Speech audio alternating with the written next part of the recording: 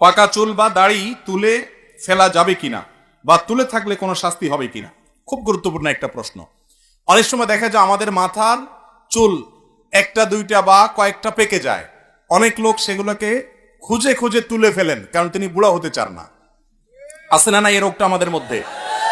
নবী করিম সাল্লাল্লাহু আলাইহি সাল্লামের এক হাদিসে পরিষ্কার ভাবে তিনি নিষেধ করেছেন, তোমাদের মাথায় কোনো চুল পাকলে সেগুলো তুলবে না। যদি তোমার সেই পাকা চুলগুলোর কারণে তোমার কাছে বিব্রত মনে হয়, ভালো না লাগে, তুমি সেখানেই মেহেদি বা এরকম করে ন্যাচারাল কালার, যেটা ব্ল্যাক ছাড়া অন্য কালার, সে কালার দিয়ে তুমি কালারফুল করো। এবং বিশেষ করে কোন চুলের ফাঁকে ফাঁকে আজকাল তো মেহেদি জাতীয় কালার করলে সেটা একদম স্টাইলও হয়। কিন্তু নবী করিম সাল্লাল্লাহু আলাইহি সাল্লাম পাকা চুল তুলতে নিষেধ করেছেন, পাকা চুল তোলার ব্যাপারে তিনি নিষেধাজ্ঞা আরোপ করেছেন। কেন নিষেধাজ্ঞা আরোপ করেছেন আমরা এতদিন বুঝি নাই। আমি গত কয়েকদিন আগে এই নিয়ে অনলাইনে ঘাটাঘাটি করতে করতে দেখলাম যে পৃথিবীর অনেক দেশের বড় বড় বিজ্ঞানীরা গবেষণা করে রীতিমতো এগুলোর উপরে অনেক দারুণ দারুণ তথ্য আমাদেরকে দিয়েছেন। এর মধ্যে একটা তথ্য বাংলাদেশের সম্ভবত চ্যানেল আইতে, চ্যানেলের অনলাইনে এবং আরো কয়েকটা জাতীয় দৈনিকে এই গবেষণাগুলোর উপরে বেশ কয়েকটা রিপোর্ট প্রতিবেদন আমি দেখেছি।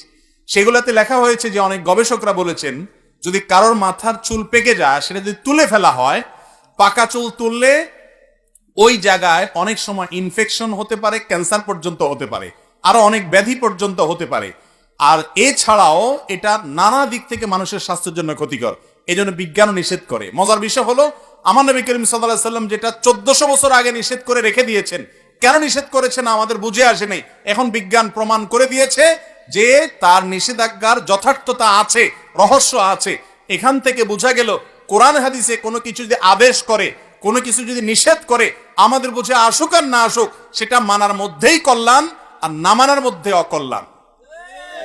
অতএব মাথার চুল যদি পেকে যায় তো সেগুলো তোলা এটা ভালো না, স্বাস্থ্যের জন্য ক্ষতিকর প্রমাণিত। নবী করিম সাল্লাল্লাহু আলাইহি ওয়াসাল্লাম হাদিসেও সেটা নিষিদ্ধ।